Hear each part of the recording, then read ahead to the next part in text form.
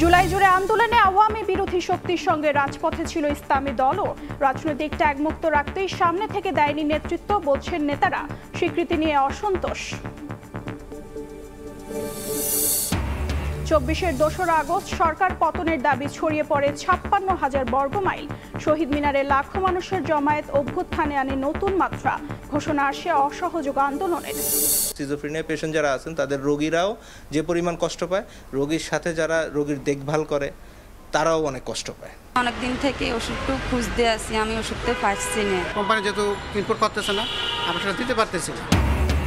একটি ইনজেকশনের অভাবে সিজোফ্রেনিয়া রোগীদের দুর্বিষহ জীবন। মানসিক অবস্থার অবনতি, আমদানি বন্ধ হওয়ায় সংকট। দ্রুত বিকল্প ওষুধ আনার পরামর্শ।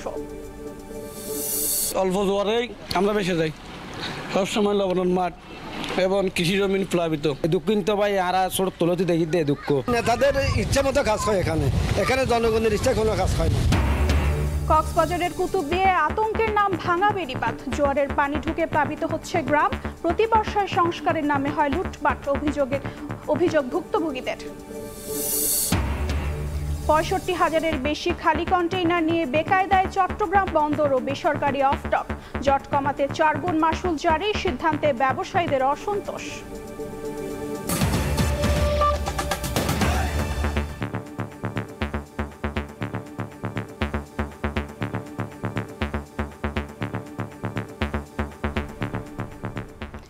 ভোরের সময় সঙ্গে আছি আমি অর্জিতা শেহজিন। রাজনৈতিকভাবে আওয়ামী লীগকে নিশ্চিহ্ন করতে পারলে ফ্যাসিবাদ থেকে পরিপূর্ণ মুক্তি মিলবে বলে মন্তব্য করেছেন বিএনপি মহাসচিব মির্জা ফখরুল ইসলাম আলমগীর।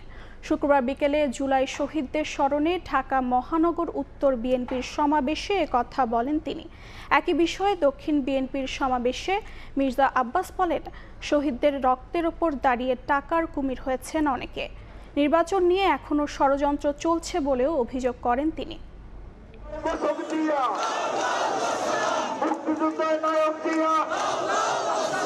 জুলাই গণঅভ্যুত্থানে ঢাকার যে কয়েকটি পয়েন্টে সবচেয়ে বেশি ছাত্র জনতা শহীদ হয়েছেন তার মধ্যে উত্তরা অন্যতম। তাই জুলাই শহীদদের স্মরণে উত্তরার আজমপুরে সমাবেশ ঢাকা মহানগর উত্তর বিএনপির। বিপুল সংখ্যক নেতাকর্মীর পাশাপাশি স্মরণ সমাবেশে অংশ নেন শহীদ পরিবারের সদস্যরা। ফ্যাসিবাদ বিরোধী কোনো দল যেন আওয়ামী লীগকে ছাড় না দেয় সে অনুরোধ জানান গণঅভ্যুত্থানে শহীদের স্বজনরা। আওয়ামী লীগের বিরুদ্ধে আপনারা শুধু বিএনপি নয়, এনটি যারা আওয়ামী লীগ আছে সবাই একটি প্রশ্নে আপনারা ঐক্যবদ্ধ থাকবেন। আমাদের শহীদ সন্তানরা এই দেশের গর্ব, এই দেশের সাহস, এই দেশের অহংকার। সেই অহংকারকে আপনারা কেউ দুমড়ে মুচড়ে ভেঙে ফেলবেন না। সমাবেশে প্রধান অতিথির বক্তব্যে বিএনপির মহাসচিব বলেন, শহীদদের আত্মত্যাগের বিনিময়ে পাওয়া নতুন বাংলাদেশে আওয়ামী লীগকে রাজনৈতিকভাবে নিশ্চিহ্ন করতে পারলেই সম্পূর্ণ ফ্যাসিবাদ মুক্ত হবে দেশ। এই দেশকে বদলাতে হবে। আমাদের যে সমস্ত শাসকেরা, আওয়ামী ফ্যাসিস্টেরা, হাসিনারা যা আমাদের দেশকে ধ্বংস করেছে তাদের প্রতি ঘৃণা তৈরি করে। তারা যেন কোনোদিন ফিরে আসতে না পারে, হাসিনা যেন ফিরে না আসে আর আমার ছেলেদেরকে হত্যা করতে না পারে, সেই ব্যবস্থা তৈরি করতে হবে। এদিন মাসব্যাপী কর্মসূচির অংশ হিসেবে জুলাই শহীদদের স্মরণে যাত্রাবাড়িতে সমাবেশ করে ঢাকা মহানগর দক্ষিণ বিএনপি। বিএনপির স্থায়ী কমিটির সদস্য মির্জা আব্বাস বলেন, শহীদদের আত্মত্যাগকে পুঁজি করে অনেকে নানা অপকর্মে লিপ্ত। নির্বাচন নিয়ে এখনো ষড়যন্ত্র চলছে বলেও অভিযোগ করেন তিনি। শহীদদের রক্তের বিনিময়ে আজকে কি পেরেছি আমরা? অনেকে আমরা টাকার কুমির হয়েছে। যাদের ঘরে একসময় খাওয়া ছিল না তারা কিন্তু খাওয়া পাচ্ছি। আপনারা মনে রাখবেন, এই অন্যায়ের বিনিময়ে যা অর্জন করছেন তা যারা আপনারা ভক্ষণ করছেন, পান করছেন, শহীদদের রক্ত পান করছেন আপনারা। বিএনপির উপর আস্থা রয়েছে দেশের মানুষের, তাই দলটিকে জড়িয়ে অপপ্রচার চালিয়ে মানুষকে ভুল বুঝিয়ে কোনো লাভ হবে না বলেও মনে করেন বিএনপি নেতারা। আফজাল হোসেন, সময় সংবাদ, ঢাকা। জুলাই সনদের ভিত্তিতে রাষ্ট্র গঠন প্রক্রিয়ায় একমত হবে রাজনৈতিক দলগুলো, এমন মন্তব্য করেছেন বিএনপির স্থায়ী কমিটির সদস্য সালাহউদ্দিন আহমদ। শুক্রবার সকালে চট্টগ্রামের হাটহাজারীতে দারুল উলুম মঈনুল ইসলাম মাদ্রাসার সংশ্লিষ্টদের সঙ্গে সৌজন্য সাক্ষাৎ শেষে তিনি এ কথা বলেন। এ সময় রাজনৈতিক ও সামাজিক বিষয় ছাড়াও নানা বিষয়ে আলোচনা করেন তারা। পরে গণমাধ্যমে দলটির স্থায়ী কমিটির আরেক সদস্য নজরুল ইসলাম খান বলেন, ফেব্রুয়ারিতে নির্বাচন হতে কোনো বাধা দেখছে না বিএনপি। এর আগে মাওলানা শাহ আহমেদ শফির কবর জিয়ারত করেন বিএনপির নীতি নির্ধারণী ফোরামের এই দুই নেতা।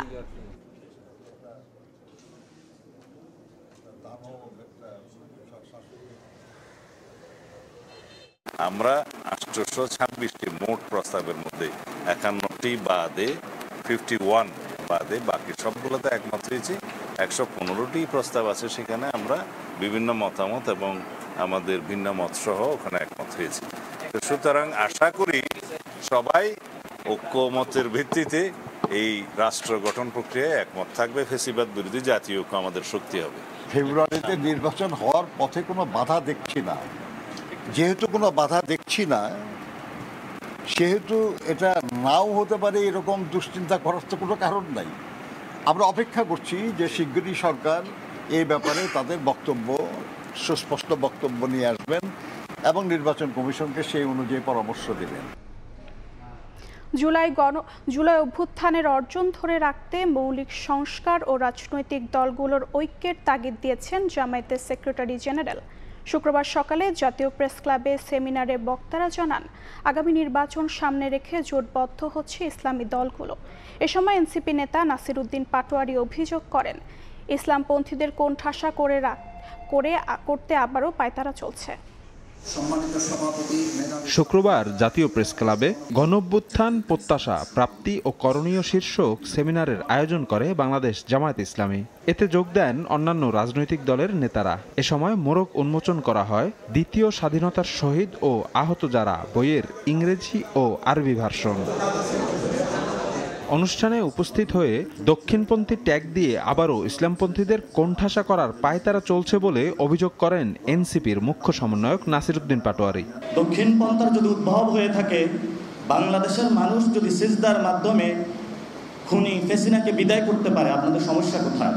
আগামী নির্বাচনে দেশপ্রেমিক ও ইসলামী দলগুলোর জোট হচ্ছে বলে জানান ইসলামী আন্দোলন বাংলাদেশের প্রেসিডিয়াম সদস্য আশরাফ আলী আকন। এই সাদাবাদ, দুর্নীতিবাদ, সন্ত্রাসীরা আগামীতে ক্ষমতা আসতে না পারে, এই জন্য আমরা দেশপ্রেমিক ইসলাম এবং ইসলামী দলগুলির মধ্যে একটা অটুট আমরা ঐক্য করার আমরা প্রত্যয় ব্যক্ত করছি।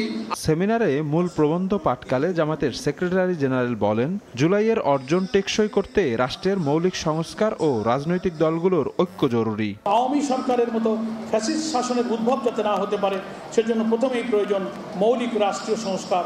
এজন্য প্রয়োজন দেশের রাজনৈতিক দলসমূহের বৃহত্তর ঐক্যমত গড়ে তোলা। সেমিনারে জুলাই অভ্যুত্থানের শহীদদের অর্ধশত পরিবার এবং আহতরা উপস্থিত ছিলেন। শফিক মুন্সি, সময় সংবাদ, ঢাকা।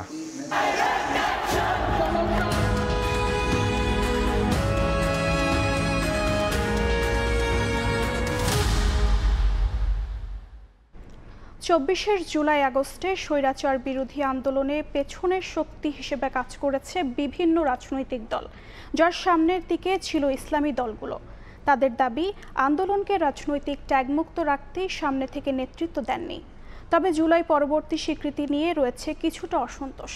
দলমতের ঊর্ধ্বে উঠে জুলাইয়ের সব অংশীদারকে সামনে সমান গুরুত্বের দাবি তাদের। মনির হোসাইনের রিপোর্ট। যদিও ইসলামী আন্দোলন বলছে জুলাই আন্দোলনে দলীয় ব্যানার নিয়েই মাঠে ছিলেন তারা। আমরা আমাদের নামটা তখন ফোকাস আনতে দেইনি, চেষ্টা করেছি না আসতে, কারণ এটাকে আমরা একটা দলীয় রূপ দিলে সার্বজনীনতা হারিয়ে ফেলতাম। তো এখানে আমরা সফল হয়েছি।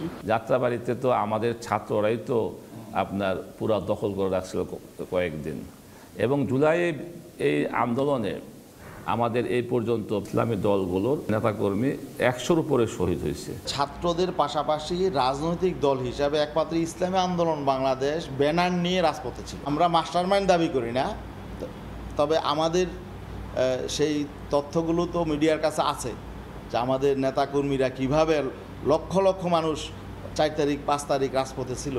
খেলাফত মজলিস নেতার মতে ফ্যাসিস্ট সরকারের বিরুদ্ধে আন্দোলন শুরু হয়েছে শাপলা চত্বর থেকেই। আর জামাতে ইসলামী মনে করে জামাত শিবিরকে সবচেয়ে বড় হুমকি মনে করত পতিত আওয়ামী লীগ সরকার। আমরা দীর্ঘ এই 15-16 বছর আন্দোলন করতে করতে একটা পর্যায়ে এসে 2024 সালে এই গণ অভ্যুত্থানটা সৃষ্টি হয়। আমি মনে করি এই ফ্যাসিস্ট সরকারের বিরুদ্ধে আন্দোলনের সূচনা হলো শাপলা চত্বরের থেকে। তারা দেখছে যে তাদের পতনের আন্দোলনে সবচেয়ে শক্তিশালী এবং ইফেক্টিভ শক্তি হচ্ছে জামাত ইসলামী ছাত্র শিবির। তো ওদের ব্যান্ডটাই তো আমাদের জন্য একটা ডকুমেন্ট যে কারা এখানে তাদের জন্য বেশি থ্রেট ছিল, কাদের ব্যাপারে তারা দুশ্চিন্তায় ছিল, কাদের আন্দোলনকে তারা। পীর সাহেব হুজুর ঢাকায় বললেন যে আপনারা সবাই মাঠে নামেন। আমাদের নেতার কর্মীদের তিনি মাঠে নামলেন। তারপর 19 তারিখ আবার আমাদের প্রোগ্রাম ছিল এখানে, এবং সেই 19 তারিখ প্রোগ্রামে পুলিশ গুলি চালিয়েছে। আমাদের 40 থেকে 50 জন গুলিবিদ্ধ হয়েছে। তবে আমাদের প্রোগ্রাম ছিল 5ই আগস্ট সারা দেশে, কারণ ছাত্রদের প্রোগ্রামটা ছিল প্রথম তারা ঘোষণা করেছিল 6 আগস্ট। পরবর্তীতে দেখা গেল যে ওরা ওই প্রোগ্রামটাকেই হঠাৎ করে 6 তারিখের প্রোগ্রামটাকে তারা 5 তারিখে মার্চ ঘোষণা করে দিল। আমাদের সারা দেশের প্রোগ্রামটাকে স্থগিত করে বললাম আমরাও এই প্রোগ্রামের সাথে আমরা মার্চ টু ঢাকা এই প্রোগ্রামে আমরা যুক্ত হব। জুলাই পরবর্তী স্বীকৃতি নিয়ে অন্তর্বর্তী সরকারের প্রতি অসন্তুষ্টি আছে কিছু ইসলামী দলের। তাদের দাবি দল মত বিবেচনা না করে জুলাইয়ে অংশগ্রহণ করা সবাইকে সমান গুরুত্ব দেওয়া উচিত। মনির হোসাইন, সময় সংবাদ, ঢাকা। জুলাইয়ের যাত্রা তখন অসীমের পথে। দ্রোহের আগুনে পুড়ছিল গোটা দেশ, যা রূপ নেয় গণ অভ্যুত্থানে। শিল্পী সমাজ এদিন দ্রোহের বার্তা ছড়িয়ে দেন সর্বত্র। শহীদ মিনারে জড়ো হয় লাখ লাখ মানুষ। এদিন থেকেই সরকার পতনের দাবি ছড়িয়ে যায় 56,000 বর্গ মাইলে। কি ঘটেছিল 2রা আগস্ট বা 33 জুলাই, জানবো মাইমুনার হায়দার চৌধুরীর রিপোর্টে।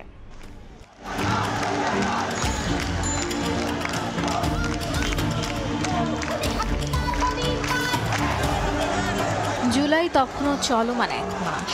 আগস্টকে ছাপিয়ে বাংলাদেশে তখন চলছে 33 জুলাই। দ্রোহের আগুনে উত্তাল পুরো দেশ। প্রতিবাদের ভাষা তখন ছড়িয়ে গেছে গান, কবিতা, গ্রাফিতিতে। শহর তো বটেই, গ্রামগঞ্জের আনাচে কানাচেও জনমানুষের ক্ষোভের আগুন। বৃষ্টি, সাপ্তাহিক ছুটি কিছুই যেন বাদ সাধেনি এ যাত্রায়। কাক ভেজা হয়েও প্রতিটি মুখে প্রতিবাদ স্পষ্ট। ছাত্র, শিক্ষক, চিকিৎসক, আইনজীবী, অভিভাবক, কবি, লেখক, শিল্পী, কে ছিল না এই মিছিলে। তুমুল বৃষ্টি উপেক্ষা করে ছাত্রদের মৃত্যুর বিচারের দাবিতে কেন্দ্রীয় শহীদ মিনারে সমাবেশ করেন চিকিৎসকরা। বাংলা মোটরে সমাবেশ করেন সর্বস্তরের কবি ও লেখকরা। আর জাতীয় প্রেস ক্লাবের সামনে কোটা সংস্কার আন্দোলনে ছাত্র হত্যার প্রতিবাদে উদীচী সহ সাংস্কৃতিক সংগঠনগুলো অংশ নেয় দ্রোহযাত্রায়। সহিংসতায় নিহতদের বিচার, গণগ্রেফতার বন্ধ সহ 9 দফা দাবিতে এই পদযাত্রা। জাতীয় প্রেস ক্লাব থেকে শহীদ মিনার, লাখো মানুষের পদচারণায় মুখরে যাত্রা যেন অভ্যুত্থানে এনে দেয় নতুন এক মাত্রা, যা পরবর্তীতে আমাদের একটা পড়া স্ক্রিপ্ট পড়ানো হয়, তখনই আমাদের মনে হচ্ছিল এখান থেকে আমরা বের হই, এরপর আবার আমাদের সংগঠিত করে রাজপথে নামতে হবে। শেখ হাসিনা এদিন বিক্ষোভকারীদের আলোচনায় বসার আহ্বান জানিয়ে বলেন, গণভবনের দরজা আলোচনার জন্য খোলা রয়েছে। মাইমুনা হায়দার চৌধুরী, সময় সংবাদ, ঢাকা। মৌলিক সংস্কারের 19 বিষয়ে ঐক্যমত্যের মধ্য দিয়ে শেষ হলো রাজনৈতিক দলগুলোর সঙ্গে কমিশনের সংলাপ। শেষ দিনে বিএনপি সহ কয়েকটি দলের নোট অফ ডিসেন্ট সহ উচ্চকক্ষে 100টি আসনে পিআর পদ্ধতিতে নির্বাচন সহ বেশ কিছু সিদ্ধান্ত নেয় কমিশন। সনদের আইনি ভিত্তি নিশ্চিতের দাবি জানায় জামায়াত, এনসিপি সহ বেশিরভাগ দল। অন্যদিকে সব দলের স্বাক্ষর করা সনদ আইনের ঊর্ধ্বে বলে মত দেয় বিএনপি। বাস্তবায়নের প্রক্রিয়া নিয়ে পরবর্তীতে আলোচনার কথা জানান কমিশনের সহ সভাপতি। প্রথম ধাপে 44টি আর দ্বিতীয় ধাপে 23টি বৈঠক, দীর্ঘ আলোচনা আর যুক্তিতর্ক উপস্থাপন। অবশেষে পর্দা নামল রাজনৈতিক দলগুলোর সঙ্গে জাতীয় ঐকমত্য কমিশনের আনুষ্ঠানিক সংলাপের। মৌলিক 19টি সংস্কারের মধ্যে সর্বসম্মতভাবে 9টি বিষয় হয়েছে ঐকমত্য, আর 10টি বিষয়ে বিএনপি ও অন্যান্য দলের নোট অব ডিসেন্ট সহ পাশ হয়েছে কমিশনের প্রস্তাবনা। শেষ দিনে রাষ্ট্রের মূলনীতি, সাংবিধানিক প্রতিষ্ঠানে নিয়োগ, তত্ত্বাবধায়ক সরকার, উচ্চকক্ষ গঠন, নির্বাচন পদ্ধতি সহ বহু বিষয়ে সিদ্ধান্ত নেয় কমিশন, যার মধ্যে রয়েছে উচ্চকক্ষে পিআর পদ্ধতিতে 100 আসনে নির্বাচন সহ বেশ কিছু বিষয়। রাষ্ট্রের বর্তমান মূলনীতি বাদ দেয়ায় বৈঠক বয়কট করে 5টি বামধারা দল ও গণফোরাম। আর ঐকমত্যের স্বার্থে আল্লাহর উপর পূর্ণ আস্থা ও বিশ্বাস থেকে সরে আসার কথা জানায় কয়েকটি ইসলামী দল। নোট অফ ডিসেন্ট দিয়ে এ ধরনের কোনো মৌলিক বিষয় আমরা থাকবো না, এই জন্য বর্জন করে এসেছি।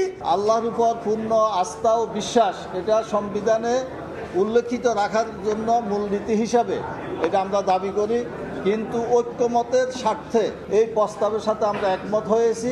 শেষ দিনে বেশি আলোচনা হয় সংস্কার বাস্তবায়নের প্রক্রিয়া নিয়ে। সনদের আইনগত ভিত্তির দাবি জানায় এনসিপি সহ বেশিরভাগ দল। নির্বাচনকে পিছিয়ে দিতে সংস্কার বিলম্বিত করার চেষ্টা হিসেবে আইনি ভিত্তিকে পাশ কাটানো ষড়যন্ত্র হচ্ছে কিনা এমন প্রশ্ন তুলে জামায়াত। ভবিষ্যতে কোনো আলাদা সরকারের কাছে সে বাস্তবায়নের দায়িত্বভার অর্পিত হয়, তাহলে নানা ধরনের আশঙ্কার জায়গা তৈরি হতে পারে। সংস্কারকে আইনি ভিত্তি দেওয়ার না দেওয়ার পাশ কেটে চলে যাওয়ার যে প্রবণতা, এটা আমাদের সুষ্ঠু নির্বাচন অনুষ্ঠানের ক্ষেত্রে এবং নির্বাচনকে পিছিয়ে দেওয়ার ক্ষেত্রে এক ধরনের ষড়যন্ত্র কিনা এই ব্যাপারেও আজকে আমাদেরকে কেয়ারফুল থাকতে হবে। বিএনপি বলছে সনদের সবাই একমত হয়ে যে প্রতিশ্রুতি দেবে তা আইনের ঊর্ধ্বে। সরকার চাইলে গেজেট প্রকাশ করতে পারে বলেও মত দেন তিনি। সবাই এখানে একমত হয়ে যে প্রতিশ্রুতি দেবে এটা অ্যাবাভ ল, মোর দেন ল। আমি একটা নতুন প্রস্তাব দিই, যদি চায় সরকার সেটা গেজেট নোটিফিকেশন করতে পারে। বৈঠক শেষে কমিশনের সহসভাপতি জানান, আগামী কয়েকদিনের মধ্যে পূর্ণাঙ্গ খসড়া সনদ পৌঁছে যাবে দলগুলোর কাছে। বাস্তবায়নের সুনির্দিষ্ট পথ চিহ্নিত করতে পরবর্তীতে আলোচনার কথা জানান অধ্যাপক আলী রিয়াজ। 19টি বিষয়ে আমরা ঐকমত্য এবং সিদ্ধান্তে উপনীত হতে পেরেছি। একটা প্রশ্ন উঠেছে রাজনৈতিক দলগুলো, যেগুলো বাস্তবায়নের পথ কী হবে, সেগুলো নিয়েও বিভিন্নভাবে আলোচনা হবে। রক্তক্ষয়ী গণঅভ্যুত্থানে শেখ হাসিনার পতনের পর দাবি ওঠে পুরো রাষ্ট্র কাঠামো সংস্কারের। তারই ধারাবাহিকতায় 15 ফেব্রুয়ারি যাত্রা শুরু করে জাতীয় ঐকমত্য কমিশন। মতামতগুলো কিভাবে পাওয়া গেছে। হাসান ওয়ালি, সময় সংবাদ, ঢাকা। দেশের প্রতিটি মানুষের অধিকার আদায়ে লড়াই করার অঙ্গীকার করেছেন গণসংহতি আন্দোলন প্রধান সমন্বয়কারী জোনায়েদ সাকি। কেন্দ্রীয় শহীদ মিনারে জুলাই গণসমাবেশে তিনি আরও বলেন, জনগণের ঐক্য থাকলে ফ্যাসিবাদকে যেভাবে বিতাড়িত করা হয়েছে সেভাবে ফ্যাসিবাদের রাষ্ট্র ব্যবস্থারও পরিবর্তন সম্ভব। বিচার সংস্কার ও নির্বাচনের দাবিতে শুক্রবার জুলাই সমাবেশ করে গণসংহতি আন্দোলন। গণসংহতি আন্দোলন কেমন বাংলাদেশের স্বপ্ন দেখে, কেমন বাংলাদেশ বিনির্মাণে প্রতিজ্ঞাবদ্ধ, তারই কিছু স্লোগান নিয়ে সাজানো হয় কেন্দ্রীয় শহীদ মিনার প্রাঙ্গণ। শুক্রবার দুপুরের পর থেকে বৃষ্টি উপেক্ষা করে সমাবেশে যোগ দেন দেশের বিভিন্ন প্রান্ত থেকে জুলাই আন্দোলনের শহীদ ও আহত পরিবারের সদস্য সহ সামাজিক, সাংস্কৃতিক ও রাজনৈতিক সংগঠনের নেতাকর্মীরা। সমাবেশে নেতারা জানান, বাংলাদেশ যে বহু জাতি ও ধর্মের সেটা এখনো প্রতিষ্ঠিত হয়নি। নতুন বাংলাদেশ বিনির্মাণের সংগ্রামের বিকল্প নেই। জনগণের চাবুক রাষ্ট্রের উপরের রাতে সবসময় থাকে, তার লড়াই চালিয়ে যাব। বাংলাদেশে হাসিনাগিরির আর কোনো জায়গা হবে না। বাংলাদেশের জনগণ মুক্তির স্বাদ পেয়ে গেছে, তাদেরকে আপনারা আর দমায় রাখতে পারবেন না। ভবিষ্যতের সেই আন্দোলন সংগ্রামে গণসংহতি আন্দোলন নেতৃত্বের কাতারে থাকবে। সভাপতির বক্তব্যে গণসংহতি আন্দোলনের প্রধান সমন্বয়কারী জোনায়েদ সাকি বলেন, বিচার সংস্কার ও নির্বাচন একসঙ্গেই হতে হবে। জনগণের ঐক্য থাকলে রাষ্ট্র ব্যবস্থারও পরিবর্তন করা সম্ভব হবে। জনগণের ঐক্য হয়েছিল বলেই আমরা তাকে পরাজিত করতে পেরেছি, পালিয়ে যেতে বাধ্য করতে পেরেছি। যদি জনগণের ঐক্য থাকে তাহলে এই দেশে ফ্যাসিবাদ যেমন পালিয়েছে, ফ্যাসিবাদী ব্যবস্থাকে আমরা কবর দিতে পারবো। আর যে লুটপাটের রাজত্ব, দুর্নীতির রাজত্ব কায়েম হয়েছে, তাকেও আমরা কবর দিতে পারবো। অন্তর্বর্তীকালীন সরকারের সমালোচনা করে জোনায়েদ সাকি বলেন, ৭১ ও ২৪ শহীদদের ঋণ শোধ করতে প্রতিজ্ঞাবদ্ধ গণসংহতি আন্দোলন। সময় সংবাদ, ঢাকা। জুলাই অভ্যুত্থানের মধ্য দিয়ে সার্বভৌমত্ব ফিরে পেয়েছে বাংলাদেশ। সৌরবাদী উদ্যানে সাইমুম শিল্পগোষ্ঠীর আয়োজনে 4 দিনব্যাপী জুলাই জাগরণ শীর্ষ কালচারাল ফেস্টুন উদ্বোধন করে এই মন্তব্য করেন সংস্কৃতি বিষয়ক উপদেষ্টা। আর প্রধান উপদেষ্টার প্রেস সচিব বলেন, সাংস্কৃতিক লড়াইয়ে হেরে গেলে ফের মাথা চড়া দেবে ফ্যাসিবাদ। পুলিশের এপিসি থেকে ফেলে দেওয়া হচ্ছে জুলাই অভ্যুত্থানের শহীদ ইয়ামিনের মরদেহ। সাভারে পুলিশের এমন নির্মমতার দৃশ্য দেখে আঁতকে উঠে দেশবাসী। বছর ঘুরে আবারও সেই দৃশ্য যেন জীবন্ত হয়ে ধরা দিয়েছে সোহরাওয়ার্দী উদ্যানে। সাইমুম শিল্পী গোষ্ঠীর আয়োজনে সাংস্কৃতিক উৎসব জুলাই জাগরণে ডিজিটাল প্রযুক্তির মাধ্যমে ফুটিয়ে তোলা হয় সেই দৃশ্য।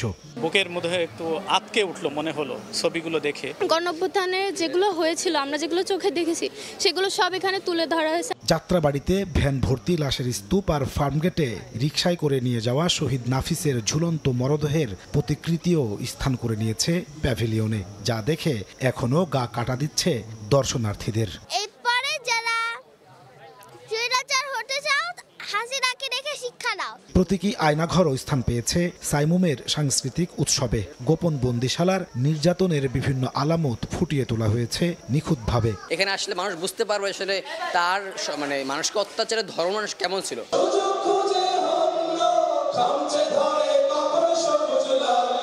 শুক্রবার বিকেলে 4 দিন ব্যাপী এই সাংস্কৃতিক উৎসবের উদ্বোধন করেন সংস্কৃতি বিষয়ক উপদেষ্টা মোস্তফা সরোয়ার ফারুকী ও প্রধান উপদেষ্টার প্রেস সচিব শফিকুল আলম। বলেন, জুলাই অভ্যুত্থানের মাধ্যমে ফিরে এসেছে বাংলাদেশের সার্বভৌমত্ব। সাংস্কৃতিক যুদ্ধে হেরে গেলে ফ্যাসিবাদ আবারও মাথা চাড়া দেবে বলে সতর্ক করেন তারা। অভ্যুত্থানের মধ্য দিয়ে বাংলাদেশ যেটা অর্জন করেছে সেটা হচ্ছে বাংলাদেশ তার সার্বভৌমত্বকে টেক ব্যাক করেছে, যে সার্বভৌমত্ব তার হাত থেকে চলে গেছে। কালচারাল ওয়ারে যদি আওয়ামী লীগের কাছে হেরে যান, ওরা আবার আসবে। ওই মুজিববাদের নামে, আওয়ামী ফ্যাসিজমের নামে যে খুন খারাপি, মানুষকে গুম করা, আয়নাঘর তৈরি করে ফেলা এবং খুনের বৈধতা দেওয়া, এগুলো আবার ফিরবে। সোমবার পর্যন্ত প্রতিদিন সকাল 10টায় শুরু হয়ে সাংস্কৃতিক অনুষ্ঠান চলবে রাত 10টা পর্যন্ত। আয়নাঘর নামক এমন ছোট্ট অন্ধকার কুঠুরিতেই বন্দি করে নির্যাতন করা হতো গুম হওয়া ব্যক্তিদের। সাইমুমের কালচারাল ফেস্টে প্রতীকী আয়নাঘরের অবয়ব ফুটিয়ে তোলা হয়েছে। সংশ্লিষ্টরা বলছেন, এর মধ্য দিয়ে আগতরা জানতে পারবেন কতটা ভয়াবহ, কতটা নির্মম ছিল ফ্যাসিবাদী আমলের শাসন। নাজমুস সালিহি, সময় সংবাদ, ঢাকা। জুলাই গ্রাফিতি ফ্যাসিবাদের পুনরুত্থানে বাধা হয়ে দাঁড়াবে বলে মন্তব্য করেছেন স্থানীয় সরকার উপদেষ্টা আসিফ মাহমুদ সজীব ভুঁইয়া। বলেন, 24 জুলাইয়ে দেয়ালগুলো প্রতিবাদের কণ্ঠস্বর হয়ে উঠেছিল। শুক্রবার বিকেলে রাজধানীর বিজয় সরণিতে জুলাই আর্টওয়ার্কের উদ্বোধনী অনুষ্ঠানে অংশ নিয়ে কথা বলেন স্থানীয় সরকার উপদেষ্টা। তিনি বলেন, ফ্যাসিবাদের আমলে মানুষ যেভাবে শোষণ নিপীড়নের শিকার হয়েছে, গ্রাফিতির মাধ্যমে মানুষ রাস্তায় বের হলেই তা দেখতে পারবেন। উপদেষ্টা বলেন, সবাইকে নিয়ে স্বপ্নের বাংলাদেশ বিনির্মাণ করতে হবে। গত বছর জুলাই আগস্টে দেয়াল কথাও বলেছে, দেয়ালের মুখ হচ্ছে জুলাই গণঅভ্যুত্থানের সময়কার ইতিহাস এবং গত 16 বছরের ফ্যাসিবাদী শাসনামলের প্রতিটি বছরেই আপনারা জানেন নিপীড়নের এবং একই সাথে মানুষের প্রতিবাদের ইতিহাস রয়েছে। নিষিদ্ধ আওয়ামী লীগের গোপন বৈঠকে জড়িত থাকার অভিযোগে এক মেজরের বিরুদ্ধে তদন্ত আদালত গঠন করেছে সেনাবাহিনী। আইএসপিআর থেকে পাঠানো বিজ্ঞপ্তিতে জানানো হয়, প্রাথমিক সত্যতা মেলায় তাকে সেনা হেফাজতে নেওয়া হয়েছে। অভিযুক্ত কর্মকর্তার বিরুদ্ধে সেনাবাহিনীর প্রচলিত আইন ও বিধি অনুযায়ী শাস্তিমূলক ব্যবস্থা নেওয়া হবে বলেও জানিয়েছে আন্তঃবাহিনী জনসংযোগ পরিদপ্তর।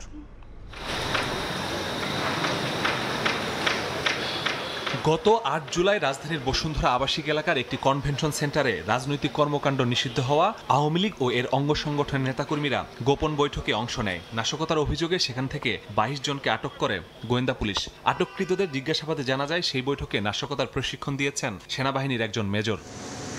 পরে অভিযোগের সত্যতা পেয়ে 17 জুলাই রাজধানীর উত্তরা নিজ বাসা থেকে সেই মেজরকে হেফাজতে নেয় সেনাবাহিনী। বৃহস্পতিবার সেনা সদরের ব্রিফিংয়ে বিষয়টি সামনে আসে।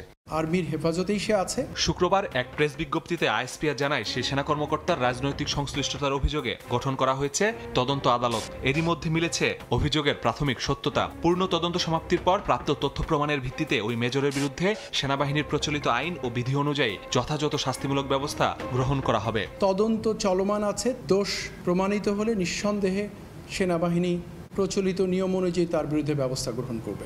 এদিকে এ বৈঠকের পর থেকেই নড়েচড়ে বসেছে পুলিশের বিশেষ শাখা এসবি। নাশকতার আশঙ্কায় রাজধানীতে 11 দিনের বিশেষ অভিযান শুরু করেছে ডিএমপি। মাসুদুর রহমান, সময় সংবাদ, ঢাকা। রাজধানীর গুলশানের সাবেক এমপি শাম্মী আহমেদের বাসায় চাঁদাবাজির মামলায় গণতান্ত্রিক ছাত্র সংসদের সাবেক যুগ্ম আহ্বায়ক জানে আলম অপুকে গ্রেফতার করেছে মহানগর গোয়েন্দা পুলিশ। শুক্রবার সকালে বাড়ি থেকে তাকে গ্রেফতার করে ডিবি। তার বাসা থেকে স্বর্ণালংকার ও নগদ টাকা উদ্ধার করা হয়। অপুকে গ্রেফতারের মাধ্যমে চাঁদাবাজির মামলায় অভিযুক্ত 6 জনই ধরা পড়েছে। সম্প্রতি রাজধানীর গুলশানের সাবেক এমপি শাম্মী আহমেদের বাসায় গিয়ে 50 লক্ষ টাকা চাঁদা দাবি করেন বৈষম্য বিরোধী ছাত্র আন্দোলন এবং বাংলাদেশ গণতান্ত্রিক ছাত্র সংসদের 6 জন। 10 লাখ টাকা নিয়ে চলে যান তারা। এর 8 দিন পর 26 জুলাই আবারও শাম্মী আহমেদের বাসায় গিয়ে 40 লক্ষ টাকা চাঁদা নেওয়ার চেষ্টাকালে 5 জনকে আটক করে পুলিশ। এর মধ্যে আব্দুর রাজ্জাক বিন সুলাইমান রিয়াদের বাসা থেকে নগদ টাকা এবং ব্যাংকের চেক পাওয়া যায়। সিসিটিভি ফুটেজে চাঁদা নিতে দেখা যায় পলাতক জানে আলম অপুকে। শুক্রবার তাকে গ্রেফতার করে ঢাকা মহানগর গোয়েন্দা পুলিশ। পুলিশ জানিয়েছে গ্রেফতার 6 জনের মধ্যে 3 জনের বাসা থেকে চেক ও নগদ সহ প্রায় 2,78 লক্ষ টাকা উদ্ধার করা হয়। রাজধানীর গোপীবাগ হতে জানে আলম ওরফে তপুকে গ্রেফতার করা হয়। গ্রেফতারকৃত রিয়াদের বাবুবাজার বাসা থেকে 2,25 লক্ষ টাকার 4টি চেক উদ্ধার করা হয় এবং গত পরশুদিন তার বাড্ডার আরেকটি বাসা থেকে নগদ 2,98,000 টাকা উদ্ধার করা হয়। এদিকে নাশকতার আশঙ্কায় চলা বিশেষ অভিযানে গত 24 ঘন্টায় কার্যক্রম নিষিদ্ধ আওয়ামী লীগ ও নিষিদ্ধ ঘোষিত ছাত্রলীগের 8 জন সহ 254 জনকে গ্রেফতার করেছে ডিএমপি। মুখপাত্রের দাবি, আগস্টে রাজধানীতে নিরাপত্তা নিয়ে কোনো শঙ্কা নেই। আগস্ট কেন্দ্রিক আমরা কোনো রকমের নিরাপত্তার শঙ্কা দেখছি না। যাদের বিরুদ্ধে সুনির্দিষ্ট অভিযোগ রয়েছে এই গোয়েন্দা তথ্যের ভিত্তিতে আমরা আটকগুলো করছি।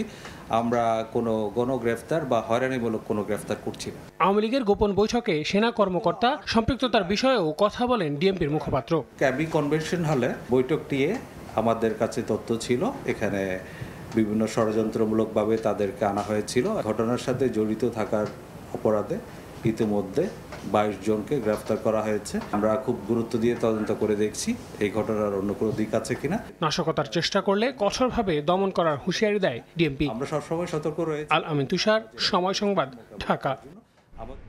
5 আগস্টের মধ্যে জুলাই ঘোষণাপত্র ঘোষণা করা হবে বলে জানিয়েছেন তথ্য ও সম্প্রচার উপদেষ্টা মাহফুজ আলম। শুক্রবার মধ্যরাতে নিজের ভেরিফাইড ফেসবুক পেজে মাহফুজ আলম লেখেন, জুলাই ঘোষণাপত্র এখন বাস্তবতা। 5 আগস্টের মধ্যেই ঘোষিত হবে জুলাই ঘোষণাপত্র। ঘোষণাপত্র ইস্যুকে গণ আকাঙ্ক্ষায় বাঁচিয়ে রেখে এটা বাস্তবায়নের পথ সুগম করার জন্য একই পোস্টে সবাইকে ধন্যবাদ জানান তথ্য উপদেষ্টা। এদিকে জুলাই অভ্যুত্থানের বর্ষপূর্তি সামনে রেখে সম্প্রতি জুলাই ঘোষণাপত্রের চূড়ান্ত খসড়া বিএনপি, জামায়াত, এনসিপি সহ বিভিন্ন দলকে পাঠিয়েছে অন্তর্বর্তী স্কুল অ্যান্ড কলেজ ক্যাম্পাস। মর্মান্তিক দুর্ঘটনার দুঃসহ স্মৃতি ভুলতে পারছে না শিক্ষার্থীরা। তাদের মানসিক স্বাস্থ্যের উন্নতির জন্য বিশেষ কাউন্সেলিং চালু করেছে শিক্ষা প্রতিষ্ঠানটি। আছে বিমান বাহিনীর অস্থায়ী মেডিকেল ক্যাম্পও। কাউন্সেলিংয়ে ধীরে ধীরে মানসিক ধকল কাটিয়ে ওঠার কথা বলছে শিক্ষার্থীরা। আর অভিভাবকরা বলছেন, বাসায় অলস সময় কাটানোর আরও বেশি বিষণ্ণতায় ভুগছে সন্তানরা। তাই দ্রুত শিক্ষা কার্যক্রম চালুর অনুরোধ তাদের।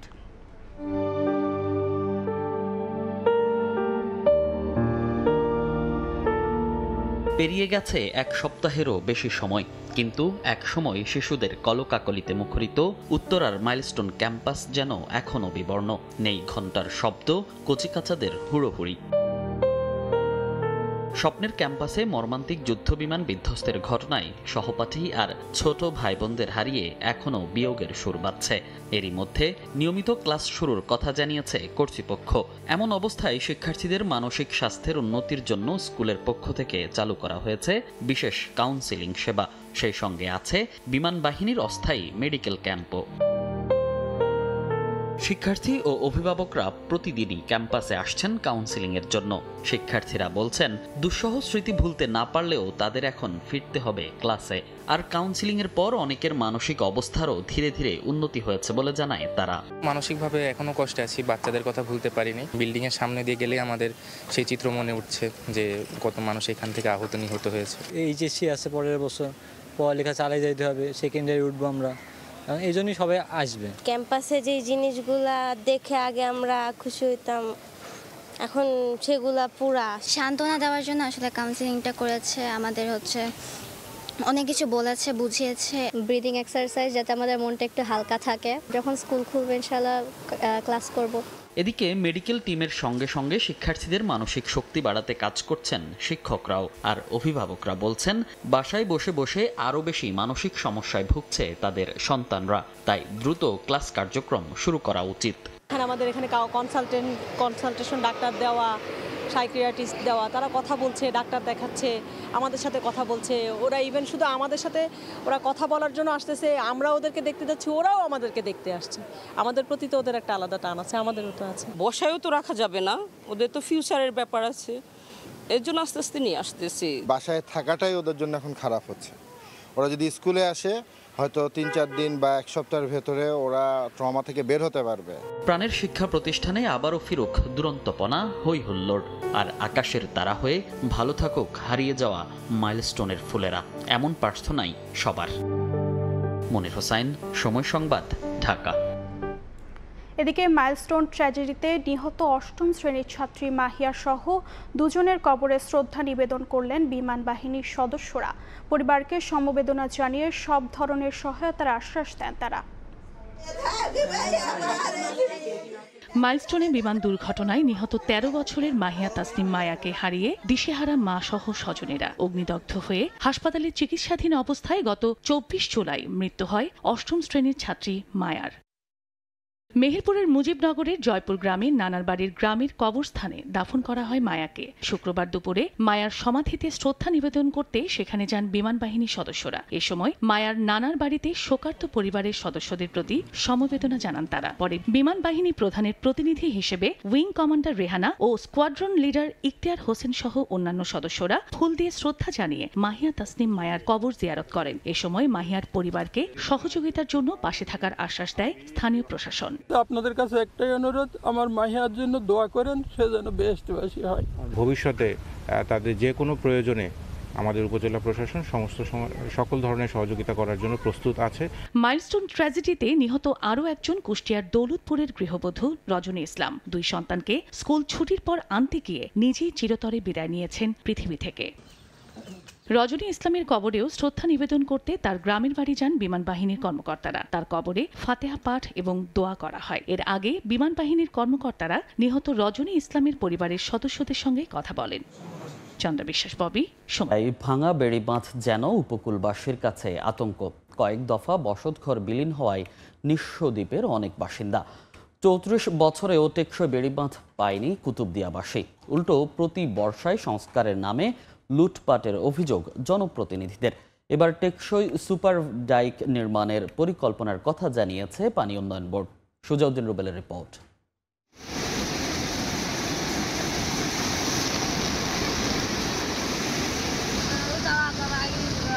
কুতুবদিয়ার আলী আকবর ডেল ইউনিয়নের ষাটপাড়া এলাকার বাসিন্দা ৫৫ বছর বয়সী মুস্তাফা বেগম ১৯৯১ সালের ঘূর্ণিঝড় ও জলোচ্ছ্বাসে বসতভিটা হারানোর পর পার্শ্ববর্তী বেড়িবাঁধে ঝুপড়ি ঘরে তার বসবাস। কিন্তু গত কয়েকদিনের উচ্চ জোয়ারে বেড়িবাঁধ ভেঙে বিলীন তার শেষ আশ্রয়স্থলটিও।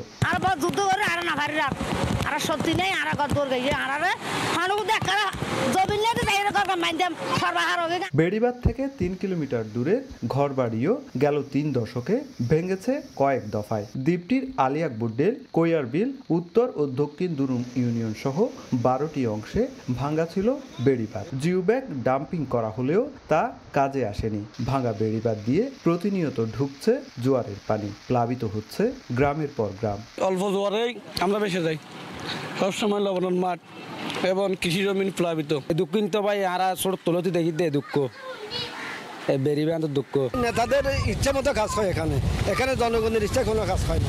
স্থানীয় জনপ্রতিনিধিদের অভিযোগ, গত 2 দশকে প্রতি বর্ষা মৌসুমে বাঁধ সংস্কারের নামে হয়েছে অনিয়ম দুর্নীতি। পানি উন্নয়ন বোর্ড কুতুবদিয়ারের অফিসের পিয়ন থেকে মন্ত্রণালয় পর্যন্ত তারা এক সুতোয় এক চেইনে গাঁথা, প্রত্যেকটা টেবিলে প্রত্যেকটা পকেটে বাগ যায়, না হলে কুতুবদিয়ার বেরিবাদের আজকের এই অবস্থা হতো না। তবে পানি উন্নয়ন বোর্ড বলছে টেকসই সুপার ডাইক নির্মাণের জন্য প্রস্তাবনা প্রস্তুত করা হচ্ছে। 2টা এলাকা মিলে প্রায় 6.5 কিলোমিটার সুপার ডাইক নির্মাণের জন্য একটা প্রকল্প প্রস্তাবনা আমরা প্রস্তুত করছি, মানে খুব দ্রুত এটা সাবমিট করা হবে। 40 কিলোমিটার দীর্ঘ কুতুবদিয়ায় বেড়িবাঁধের 6.5 কিলোমিটার অংশ ক্ষতিগ্রস্ত, আর সম্প্রতি বিলীন আরও 800 মিটার অংশ। সুজাউদ্দিন রুবেল, সময় সংবাদ, কক্সবাজার। বান্দরবানের পাহাড়ি অঞ্চলে মৃত্যু ফাঁদে পরিণত হয়েছে 8টি সড়কের 72টি বেইলি সেতু। সাইনবোর্ডে ঝুঁকিপূর্ণ লেখা থাকার পরও বিকল্প না থাকায় পারাপার হচ্ছে যাত্রী ও পণ্যবাহী যানবাহন। বড় দুর্ঘটনা থেকে রক্ষায় দ্রুত মেরামতের দাবি এলাকাবাসীর। শিগগিরই কাজ শুরুর পরিকল্পনার কথা জানিয়েছে সড়ক বিভাগ। সোহেল কান্তিনাথের ছবিতে এনে জাকিরের রিপোর্ট। পাশেই ঝুঁকিপূর্ণ সেতু লেখা সাইনবোর্ড, তারপরও বিকল্প না থাকায় এর উপর দিয়েই চলছে যাত্রী এবং পণ্যবাহী হালকা ও ভারী যানবাহন। বান্দরবানে উঁচু নিচু পাহাড়ি আঁকাবাঁকা পথে ছোট ছোট ছিরি ও ছড়া থাকায় যান চলাচলের জন্য কিছু দূর পরপর রয়েছে কাঠ ও লোহার তৈরি বেইলি ব্রিজ। 80-র দশকে নির্মিত এসব সেতু কোথাও ধসে পড়েছে, কোথাও খুলে গেছে লোহার পাটাতন, আবার কোথাও পচে গেছে কাঠ। এ অবস্থায় কোনো সেতুর নিচে বালুর বস্তা, লোহার পাটাতন ও কাঠের তক্তা দিয়ে আটকানো। ঝুঁকিপূর্ণ এসব সেতু এখন মৃত্যু ফাঁদে পরিণত হয়েছে। ব্রিজগুলো পুরানো হয়ে গেছে, একটু যাতায়াতে সমস্যা হয়। ব্রিজের নিচে যে পিলারগুলো দিছে ওইগুলো অনেক বছর হয়েছে, নরম হয়েছে, এখানে অনেক লোড গাড়ি চলাচল করে। প্রায় সময় দেখা যায় সংস্কার করে কোনো রকম ভাবে চলা যায়, বাট এটা একটা স্থায়ী সমাধান দরকার যাতে মানুষের জীবনের জানমালের ক্ষতি কম হয়। তবে সেতুগুলো মেরামতে পরিকল্পনার কথা জানায় সড়ক বিভাগ। শিগগিরই আরো 5টি সেতু পিএমপি প্রস্তাবনার মাধ্যমে বান্দরবান রাঙ্গামাটি সড়কে স্থায়ী সেতুতে রূপান্তর করা হবে।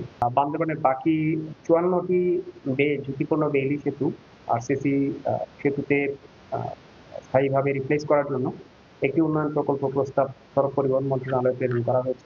সড়ক বিভাগের তথ্য মতে বান্দরবানের 8টি সড়কে 72টি ঝুঁকিপূর্ণ বেইলি সেতু রয়েছে। এনএ জাকির, সময় সংবাদ, বান্দরবান। কুমিল্লার আদালতে বাড়ছে মাদক মামলার জট। সাক্ষীর অনুপস্থিতি ও বিচারের দীর্ঘসূত্রিতায় পার পেয়ে যাচ্ছে মাদক ব্যবসায়ীরা। বর্তমানে অনুপস্থিত সাক্ষীদের বিরুদ্ধে ওয়ারেন্ট ইস্যু করা হচ্ছে বলে জানান রাষ্ট্রপক্ষের কৌঁসুলি। মামলা জট নিরসনে দ্রুত বিশেষ ট্রাইব্যুনাল গঠনের দাবি আইনজীবীদের। বাহার রাহানের তথ্য, ছবি নিয়ে রিপোর্ট। কুমিল্লার 5 উপজেলার 103 কিলোমিটার এলাকা জুড়ে ভারতের সঙ্গে সীমান্ত। প্রতিদিন সীমান্ত পেরিয়ে দেশে আসছে বিভিন্ন ধরনের মাদক। অনেক মাদক কারবারি ধরাও পড়ছে আইন শৃঙ্খলা বাহিনীর হাতে। দিন দিন জেলার আদালতে বাড়ছে মাদক মামলার সংখ্যা। নিষ্পত্তি না হওয়ায় সৃষ্টি হয়েছে জট। বেশিরভাগ মামলার তদন্তই শেষ হয়নি। বিচার না হওয়ায় অপরাধীরা থাকছে ধরাছোঁয়ার বাইরে। অনেকে আবার জামিনে বের হয়ে চালিয়ে যাচ্ছে পুরনো কারবার। প্রতিনিয়তই প্রচুর পরিমাণে মামলা রুজু করছে এবং আসামিদের গ্রেফতার করছে। দ্রুত বিচারের আওতায় নিয়ে আসতে পারি, অবশ্যই একটি পজিটিভ ইম্প্যাক্ট ফেলবে সমাজে। পুলিশ অফিসার যারা বাদী এবং সাক্ষীগণ, তাদের সাক্ষী আমরা দ্রুত নিয়ে ফেলতেছি। পাবলিক সাক্ষী এদেরকে নিয়ে আসতে খুব কষ্ট হয়।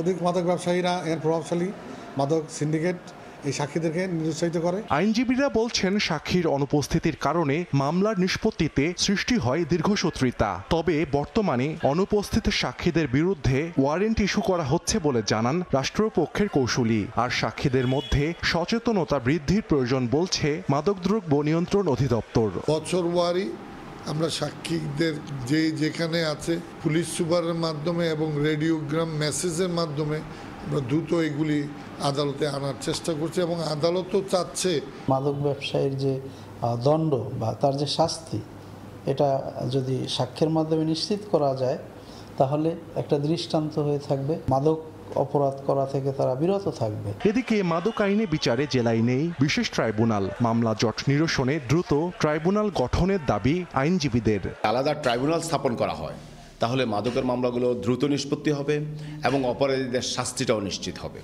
অপরাধের শাস্তি নিশ্চিত করতে পারলে আমার মনে হচ্ছে, আমার ধারণা যে মাদকের ভয়াবহতা থেকে আমরা মুক্তি লাভ করতে পারবো। আদালতের পরিসংখ্যান অনুযায়ী বর্তমানে কুমিল্লার আদালতে প্রায় 19,000 মাদক মামলা বিচারাধীন। এর মধ্যে নিষ্পত্তি হয়েছে মাত্র 95টি মামলা। সময় সংবাদ, কুমিল্লা। দেখছেন ভোরের সময়, সঙ্গেই থাকুন।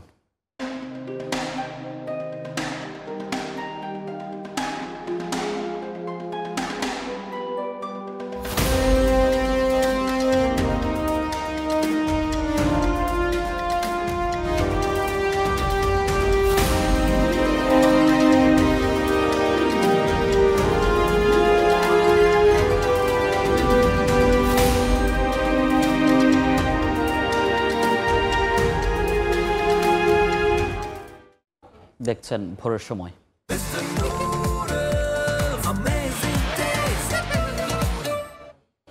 কর্ণফুলী নদীর তীর ঘেঁষে 4.5 কিলোমিটার এলাকা জুড়ে নতুন পর্যটন স্পট গড়ে তুলছে চট্টগ্রাম উন্নয়ন কর্তৃপক্ষ। নির্মাণ করা হচ্ছে walkway, gallery, cycle lane, washroom, food zone. একই সঙ্গে বন্দরনগরের ইতিহাস সমৃদ্ধ মিনি মিউজিয়ামও গড়ে তোলা হবে বলে জানিয়েছেন নগর পরিকল্পনাবিদ। 1 বছরের মধ্যে শেষ হবে পুরো প্রকল্পের কাজ। পার্থপ্রতিম বিশ্বাসের রিপোর্ট।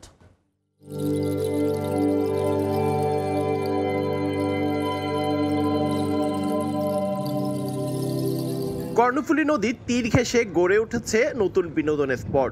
এরই মধ্যে ওয়াকওয়ে, বসার স্থান গড়ে তোলা হয়েছে, যেখানে বসে নদীতে দাঁড়িয়ে থাকা জাহাজ কিংবা অপরূপ প্রাকৃতিক সৌন্দর্য উপভোগের সুযোগ সৃষ্টি হয়েছে নগরবাসীর। সেই সঙ্গে নৌকায় করে থাকছে ঘুরে বেড়ানোর সুযোগ।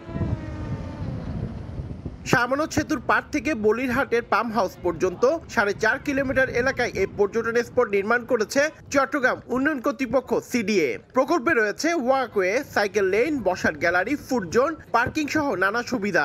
চাকতাই থেকে কালুরঘাট পর্যন্ত প্রায় 9 কিলোমিটার নদী তীরে 4 লেন সড়কে গড়ে তোলা হচ্ছে নতুন এই বিনোদন স্পট। আমরা এখানে প্রায় 4.5 কিলোমিটার ওয়াকওয়ে করেছি এই প্রকল্প থেকে। স্লোপে যে ব্লকগুলো দিয়েছি, বসিয়েছি, ওগুলো কিন্তু গ্যালারির মতো বসেছি, যাতে মানুষ বসতে পারে। ওখানে রিপ্লান্টেশন করব, তারপর ওয়াশরুম করব, কিছু ফুড কোর্ট টাইপের করব। নগর পরিকল্পনাবিদরা বলছেন, নগরীতে এমনিতেই উন্মুক্ত বিনোদন স্পটের স্বল্পতা রয়েছে।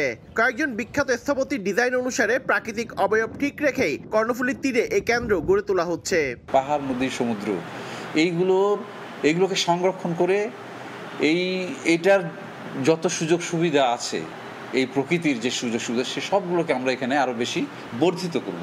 নতুন বিনোদন কেন্দ্রে ঘুরতে এসে খুশি নগরবাসী। অনেক সুন্দর, অনেক ভালো লাগে।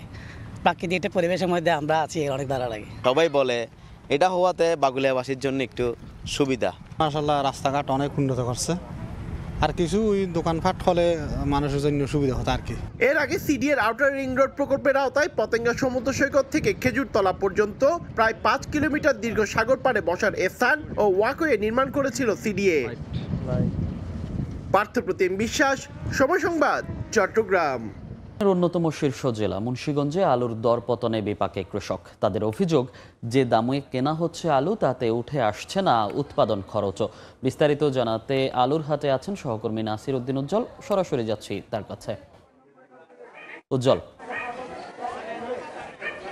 মুন্সিগঞ্জের কৃষকের সংরক্ষিত আলু যেন এখন গলার কাটা। এখানে তাদের যে উৎপাদন খরচ বা হিমাগারের ভাড়া, এই যে পরিবেশ, এতে কিন্তু বড় ধরনের পুঁজি হারানোর সংখ্যায় তারা রয়েছেন।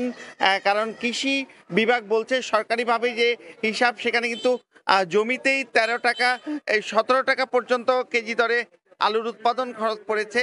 আর সেখানে হিমাগার ভাড়া 6 টাকা, অন্যান্য খরচ বাদে কিন্তু প্রায় 27 টাকার উপরে চলে গেছে তাদের উৎপাদন খরচ। সেই আলু কিন্তু হিমাগারে বিক্রি হচ্ছে মাত্র 11 টাকা কেজিতে, এবং সেখানে কিন্তু তাদের একেবারেই এখন দিশেহারা পরিবেশ। এবং আপনারা দেখছেন যে সেই হিমাগারের সংরক্ষিত আলু, সেই আলু কিন্তু বাজারে নিয়ে আসা হয়েছে। সেখানে পাইকারি বিক্রি হচ্ছে 16 থেকে 18 টাকা কেজি দরে, আর খুচরা বাজারে কিন্তু বিক্রি হচ্ছে 20 টাকা দরে। কিন্তু হিমাগারের থেকে খুচরা বাজার পর্যন্ত কিন্তু বড় একটা দরের ফারাক রয়ে গেছে। এবং এখানকার যে কৃষি অধিদপ্তর, তারা কিন্তু বলছে যে এর কারণ হচ্ছে যে জেলায় এবার কিন্তু 10,80,000 মেট্রিক টন আলু উৎপাদন হয়েছে, যেই উৎপাদন শুধু মুন্সিগঞ্জে নয় পুরো দেশেই কিন্তু উৎপাদন বেশি হয়েছে, সেটি তারা বলছেন যে 1,30,00,000 মেট্রিক টন আলু উৎপাদন হয়েছে। চাহিদা রয়েছে প্রায় 1 কোটি মেট্রিক টনের মতো। এখন এই আলু যে বিদেশে রপ্তানি করা বা কাজের বিনিময়ে যে খাদ্য কর্মসূচি রয়েছে বা অন্যান্য কর্মসূচি রয়েছে সেখানে কিন্তু ব্যবহারের ব্যাপারে বলা হয়েছে। এবং জেলায় 58 হিমাগারে কিন্তু 5,07,000 মেট্রিক টন আলু সংরক্ষণ করা হয়েছিল। এর মধ্যে কিন্তু মাত্র 57,000 মেট্রিক টন আলু বাজারজাত হয়েছে। এখনও হিমাগারে রয়ে গেছে 4,55,000 মেট্রিক টন। আর গত বছর এই সময় হিমাগারে ছিল 2,70,000 মেট্রিক টন। আর বাজারে গেল বছর কিন্তু এই সময় 60 টাকা কেজি দরে আলু বিক্রি হচ্ছে এবং সরকার কিন্তু 40 টাকা কেজি দরে বেঁধে দিয়েছিল। কিন্তু এই যে বিপুল পরিমাণ আলু যে এখানকার 58টি হিমাগারে এখনো মজুত রয়ে গেছে, সেই আলুর কি হবে সেটি নিয়ে কিন্তু দুশ্চিন্তায় রয়েছে কৃষক এবং এখানকার যে প্রান্তিক কৃষক যারা রয়েছে, যারা ঋণ করে এই আলু সংরক্ষণ করেছেন, তাদের কিন্তু নাবিশ্বাস অবস্থা। তো এই ছিল মুন্সিগঞ্জের আলুর হাটের সবশেষ। সরাসরি যুক্ত ছিলাম মুন্সিগঞ্জ থেকে। 3 মাসের নিষেধাজ্ঞা শেষে আজ মধ্যরাতে শুরু হচ্ছে কাপ্তাই হ্রদে মাছ শিকার। তাই জেলে পল্লীতে চলছে শেষ মুহূর্তের প্রস্তুতি। হেফাজত সবুজের পাঠানো তথ্য, রাজীব দাস মুন্নার ছবি নিয়ে রিপোর্ট। প্রতিবছর রাঙামাটির কাপ্তাই হ্রদে কার্প জাতীয় মাছের প্রাকৃতিক প্রজনন ও অবমুক্ত করা মাছের পুনর্বৃদ্ধির জন্য 30 এপ্রিল থেকে 2 আগস্ট পর্যন্ত মাছ শিকার বন্ধ থাকে। 3 মাস পর শনিবার মধ্যরাতে শেষ হচ্ছে এই নিষেধাজ্ঞা। হ্রদে আবারও শুরু হবে মৎস্য আহরণ। এজন্য শেষ মুহূর্তের প্রস্তুতি নিচ্ছেন জেলেরা। পুরানো জাল ও নৌকাগুলো মেরামত করে শেষ হয়েছে রঙের কাজও। আমাদের দিন খুব কষ্ট হয়ে গেছে, সুখে জানাই এই 3 মাস আমরা খুব কষ্ট করছি। সরকারে এখন ঘোষণা দিয়েছে 2 তারিখে লিক খুলে দিবে, তাই আমরা জাল রেডি করতেছি। নতুন করে প্রস্তুতি দিয়েছি, তো আশা করি কিছু মাছ পাওয়ার আল্লাহর মধ্যে পাওয়া যাবে। শুধু জেলেপাড়াই নয়, কর্মচঞ্চল হয়ে উঠেছে জেলার সবচেয়ে বড় মৎস্য অবতরণ কেন্দ্র বিএফডিসি ঘাটও।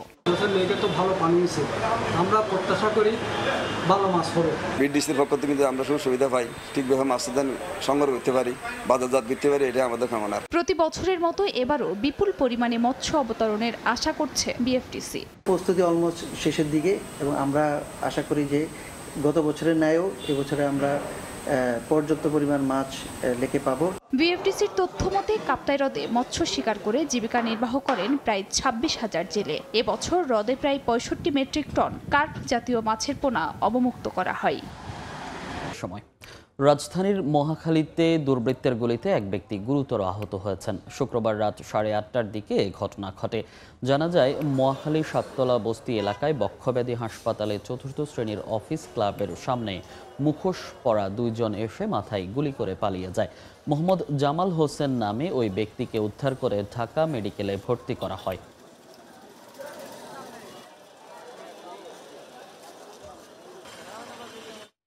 খুলনায় বাড়িতে ঢুকে ছুরিকাঘাতে যুবককে হত্যা করেছে দুর্বৃত্তরা। শুক্রবার রাত 9:15টার দিকে সোনাডাঙ্গা সবুজবাগ এলাকায় এ ঘটনা ঘটে। পুলিশ জানায়, রাত 9:15টার দিকে 3 যুবক টগরের বাড়িতে আসে। তার বাবা দরজা খুলে দিলে পরিচিত দাবি করে তারা ভিতরে প্রবেশ করে। এক পর্যায়ে টগরকে ছুরিকাঘাত করে পালিয়ে যায়। দ্রুত তাকে খুলনা মেডিকেল কলেজ হাসপাতালে নেওয়া হলে চিকিৎসক মৃত ঘোষণা করেন। হত্যাকারীদের শনাক্ত এবং আটকের চেষ্টা চলছে বলে জানিয়েছে পুলিশ।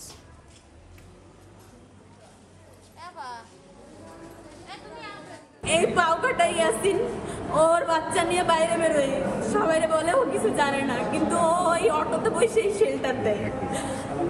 আর এই মাসুমের বউ প্রচুর টাকা পয়সা, এর জন্য ওদের কেউ কিছু বলতে পারে না। পাবনার ঈশ্বরদীতে বিএনপির নাম ভাঙিয়ে চাঁদাবাজি ও সন্ত্রাসী কাজের প্রতিবাদে সংবাদ সম্মেলন করেছে উপজেলা যুবদল। শুক্রবার সকালে রাজধানীর সেগুনবাগিচার crime reporters association of Bangladesh CRAB মিলনায়তনে সংবাদ সম্মেলন অনুষ্ঠিত হয়।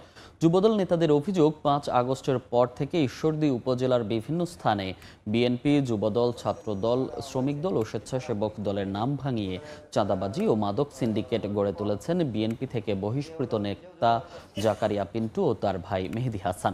তাদের বিরুদ্ধে হত্যা, অপহরণ সহ 67টি মামলা রয়েছে। সাবেক উপজেলা বিএনপি সভাপতি শামসুদ্দিন আহমেদ মালিথা এই 2 ভাইয়ের সঙ্গে মিলে নানা অপকর্ম করে আসছেন বলেও অভিযোগ করে ঈশ্বরদী উপজেলা যুবদল। গুলিবিদ্ধ করে যায়। এই শামসুদ্দিন চাঁদাবাজি, জমি দখলবাজি।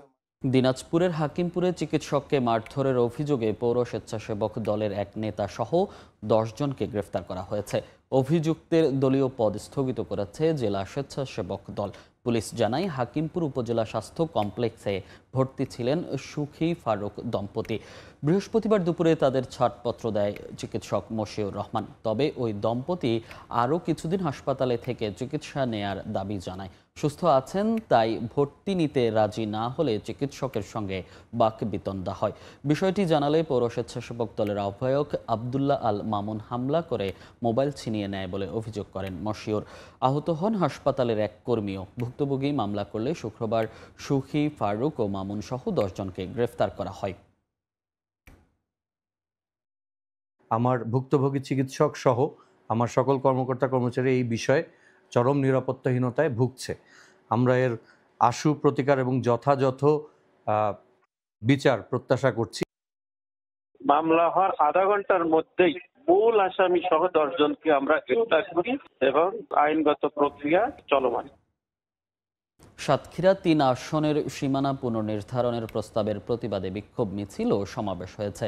শুক্রবার বিকেলে আশাশুনির উপজেলার বুধহাটা এলাকার করিম সুপার মার্কেট থেকে বিক্ষোভ মিছিল বের করে স্থানীয় বিএনপি ও অঙ্গ সংগঠনের নেতাকর্মীরা। মিছিলটি বিভিন্ন সড়ক প্রদক্ষিণ করে খেয়াঘাট চত্বরে গিয়ে শেষ হয়। সেখানে সমাবেশে বক্তারা বলেন, আশাশুনি ও শ্যামনগর উপজেলা এক করে সাতক্ষীরা 3 আসনের সীমানার পুনর্নির্ধারণের প্রস্তাবটি অযৌক্তিক। ভৌগোলিকভাবে 2 উপজেলা প্রায় বিচ্ছিন্ন। এ কারণে এ আসনের এলাকা আগের মতোই রাখার দাবি জানান তারা।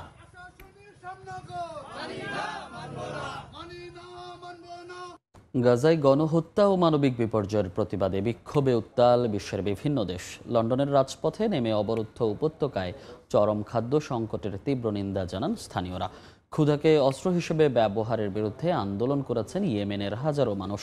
এদিকে দক্ষিণ আফ্রিকার একাধিক শহরে সমাবেশ থেকে আরব ও পশ্চিমা রাষ্ট্রের ভূমিকার তীব্র নিন্দা জানান বিক্ষুব্ধরা।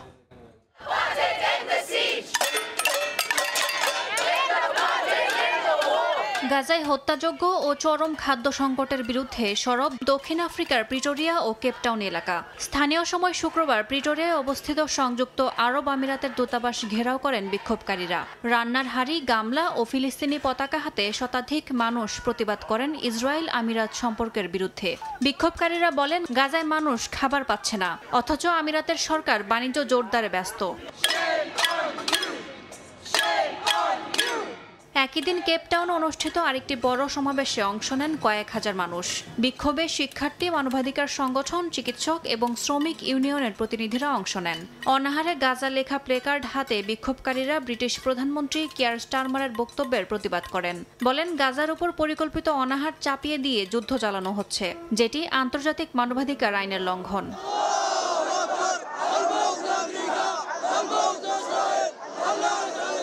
ইয়েমেনের রাজধানী সানায় সাবিন স্কয়ারে জড়ো হন কয়েক হাজার মানুষ। হাতে জাতীয় পতাকা ও খেলনা অস্ত্র নিয়ে যুক্তরাষ্ট্র, ইসরায়েল এবং সৌদি আরব বিরোধী স্লোগান দেন বিক্ষোভকারীরা।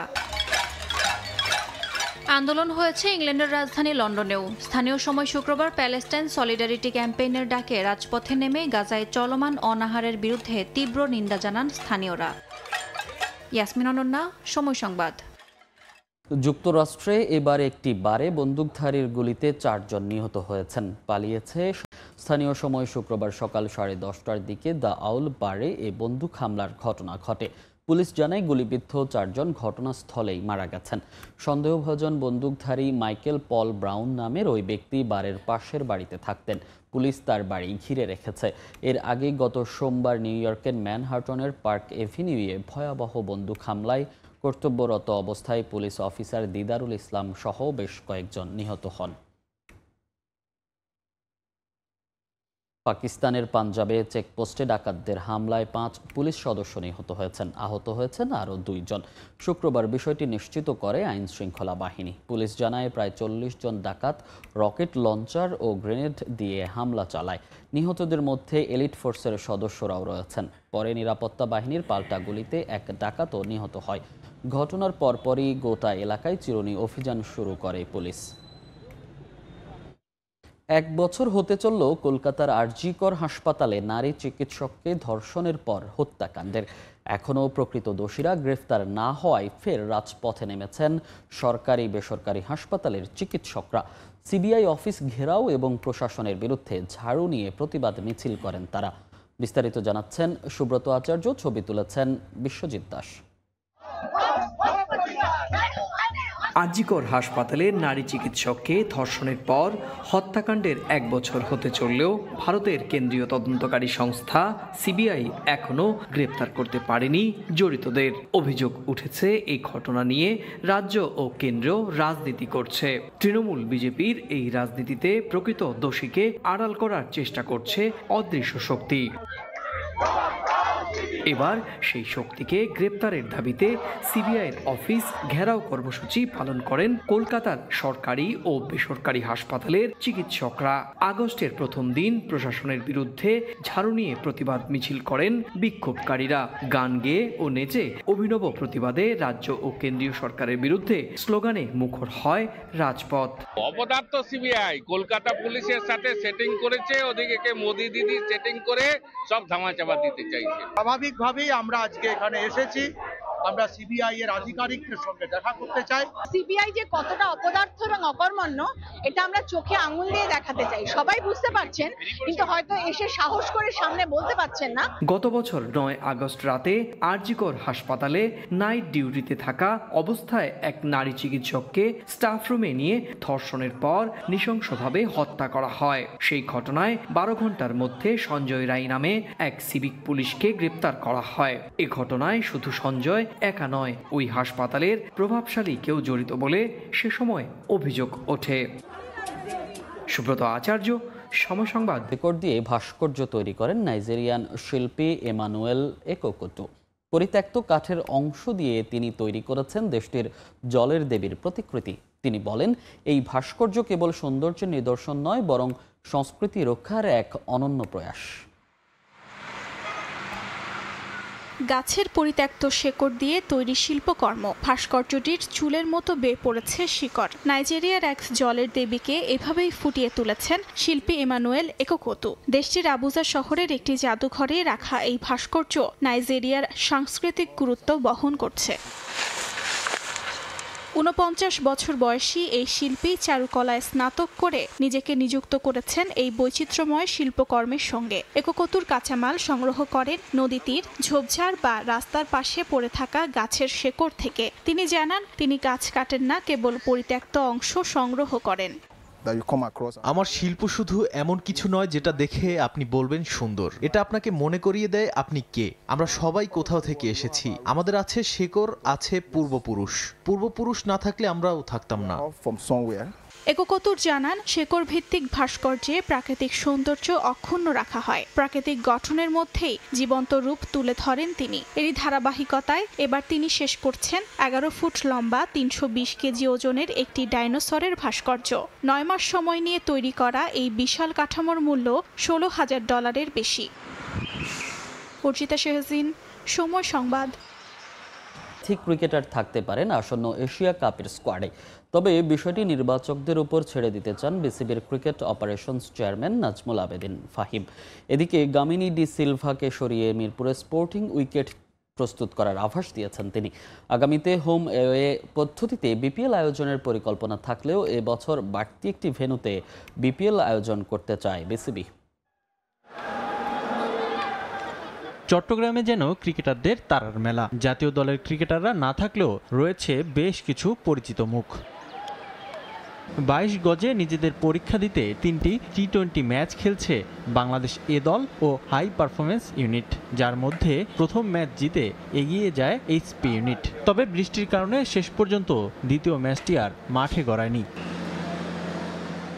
ক্রিকেটারদের প্রস্তুতি দেখতে চট্টগ্রামে প্রধান নির্বাচক গাজী আশরাফ হোসেন লিপু ও বিসিবির cricket operation chairman Nazmul Abedin Fahim ক্রিকেটারদের পারফরমেন্স পর্যবেক্ষণের পাশাপাশি চট্টগ্রামের উইকেটও পরখ করেছেন তারা। বাংলাদেশ এ দল থেকে অনেকে ডাক পেতে পারেন এশিয়া কাপের স্কোয়াডে, তবে পুরো বিষয়টি নির্বাচকদের উপর ছেড়ে দিতে চান ক্রিকেট অপারেশন চেয়ারম্যান।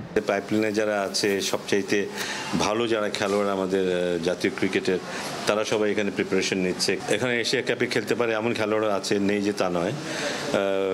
যদি সুযোগ পায় সেটা সিলেক্টরদের উপর ডিপেন্ড করবে।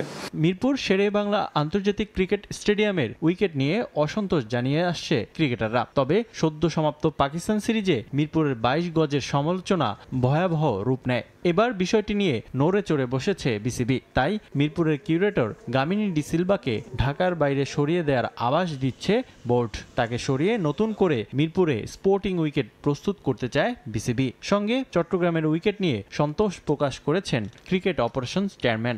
মিরপুরের উইকেটটা মোটেই স্যাটিসফ্যাক্টরি নয়, এটা আমরা সবাই স্বীকার করি। এটা যে প্রক্রিয়াতে প্রস্তুত করা হয় সেই প্রক্রিয়ার মধ্যে পরিবর্তন নিয়ে আসতে হবে হয়তো। সো আমি আশা করছি যে আমাদের সামনে হয়তো কিছু পরিবর্তন আসবে এইসব জায়গাতেও। বিপিএলকে ভিন্ন মাত্রা দিতে নতুন করে পরিকল্পনা সাজাচ্ছে বিসিবি। ফ্র্যাঞ্চাইজি লিগটি আয়োজনে কয়েকটি স্পোর্টস ম্যানেজমেন্ট গ্রুপ আবেদনও করেছে। এরই মধ্যে তাদের সাক্ষাৎকারও শেষ হয়েছে। বিপিএল এর পরবর্তী আসরে নতুন একটি ভেন্যু যোগ করতে চায় বিসিবি। পর্যায়ক্রমে হোম অ্যাওয়ে পদ্ধতিতে ফ্র্যাঞ্চাইজি লিগটি আয়োজন করতে চায় ক্রিকেট বোর্ড। ভবিষ্যতে যে হোম অ্যান্ড অ্যাওয়ে যে কনসেপ্টটা সেটাতে গিয়ে দাঁড়ানো আমাদের খুব ইচ্ছা আছে। এই বছরটা যদি বিপিএল যদি আমরা একটা অতিরিক্ত মাঠে করতে পারি, 3টা থেকে 4টা ভেন্যু করতে পারি, খুবই ভালো হবে এবং আমরা আশা করছি যে করতে পারবো। এবং ইভেন্চুয়ালি যদি আমরা 6টা দল নিয়ে বিপিএল করি বা 7টা দল নিয়ে বিপিএল করি, ভবিষ্যতে 6টা 7টা যদি আমাদের গ্রাউন্ড থাকে, সেক্ষেত্রে বিপিএলটা একটা অন্য লেভেলে চলে যেতে পারে। রিফাতুল ইসলাম মিরন, সময় সংবাদ। বিশ্বকাপ এশিয়া কাপের আগে শুধু স্কিল নয়, পেসারদের মানসিকভাবে সর্বোচ্চ প্রস্তুতি নিতে হবে, পরিকল্পনা সাজাতে হবে কন্ডিশন অনুযায়ী। চ্যালেঞ্জিং হলেও এশিয়া অঞ্চলের মেঘা ইভেন্টে টাইগার পেসাররা দারুণ কিছু করবে বলে বিশ্বাস কোচ তালহা জুবাইরের। তবে টানা ম্যাচ খেলার দখলে এশিয়া কাপের স্কোয়াডে নাহিদ রানার থাকার সম্ভাবনা ক্ষীণ। নাহিদদের প্রতি বিসিবিকে আরও যত্নশীল হওয়ার কথা বললেন এই পেস বোলিং কোচ। কাউন্টডাউন শুরু হয়ে গেছে। নানা অনিশ্চয়তার পর সেপ্টেম্বরেই হবে এশিয়া কাপ। চূড়ান্ত সিদ্ধান্ত নেওয়া হয় বাংলাদেশ থেকেই। তবে বড় প্রশ্ন, এই ইভেন্টের জন্য কতটা প্রস্তুত টাইগাররা, বিশেষ করে বোলিং ডিপার্টমেন্ট। দুবাই আর আবুধাবির ভেন্যুতে হবে এবারের এশিয়া কাপ। সেখানে কন্ডিশন বড় চ্যালেঞ্জ হতে পারে পেসারদের জন্য। ব্যাটিং ফ্রেন্ডলি উইকেট, সঙ্গে থাকবে বৈরী আবহাওয়া। তাই সফল হতে পরামর্শ দিলেন কোচ। যখন আমরা একটু ফ্ল্যাট ট্র্যাকে খেলি তখন কিন্তু আমাদেরকে একটু স্ট্রাগল করতে হয়। সো স্ট্রাগল আমার তখনই করতে হয় যখন আমি মেন্টাল গেমটা আমার খুব স্ট্রং না থাকে। আপনি অপোনেন্ট নিয়ে স্ট্র্যাটেজি, অপোনেন্টের উইকনেসে বোলিং করা, কিংবা অপোনেন্টের একটা ব্যাটসম্যান কোথায় ও স্ট্রাগল করে, ওকে ওইখানে বল আফটার বল করা। আপনি হঠাৎ দুইটা বল করে কিন্তু ওই লেভেলে ব্যাটসম্যান আউট করতে পারবেন না। এবং ফিল্ড সেট আপ করে ব্যাটসম্যানকে প্রেশার দেওয়া, যেখানে আপনি মারলে 4 হচ্ছে, সেখানে যদি আপনি 1 রান পান ওর স্ট্রেংথে, তখন কিন্তু ব্যাটসম্যানের ডিফারেন্ট শট ব্যাটসম্যান চেষ্টা করে। অল্প কদিনই পেস ডিপার্টমেন্টে বড় ভরসার নাম হয়ে উঠেছেন পেসার নাহিদ রানা। তবে এই পেসারেরই এশিয়া কাপ স্কোয়াডে থাকার সম্ভাবনা ক্ষীণ। কারণটা টানা ম্যাচ খেলার ধকল। গেল বছর অভিষেকের পর থেকে প্রায় প্রতি সিরিজেই রাখা হয়েছে তাকে।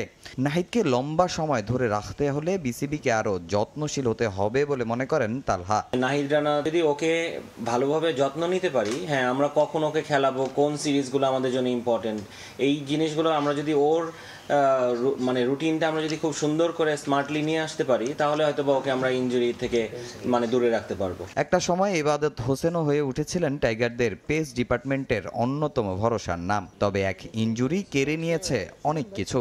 কলম্বো টেস্টে সুযোগ আসলেও কাজে লাগাতে পারেনি, যদিও তার উপর পূর্ণ আস্থা আছে কোচের। পরামর্শ দিলেন মুকিদুল ইসলাম মুগ্ধর জন্যও। ইবাদত একদিনে হয়তো বা 20 ওভার বোলিং করলে এখন হয়তো বা এসেই 20 ওভার বোলিং করাটা ঠিক হবে না। লাস্ট 2 দিন বোলিং করলো, শর্ট রান আপেও করেছে, কালকে ফুল রান আপে করছিল।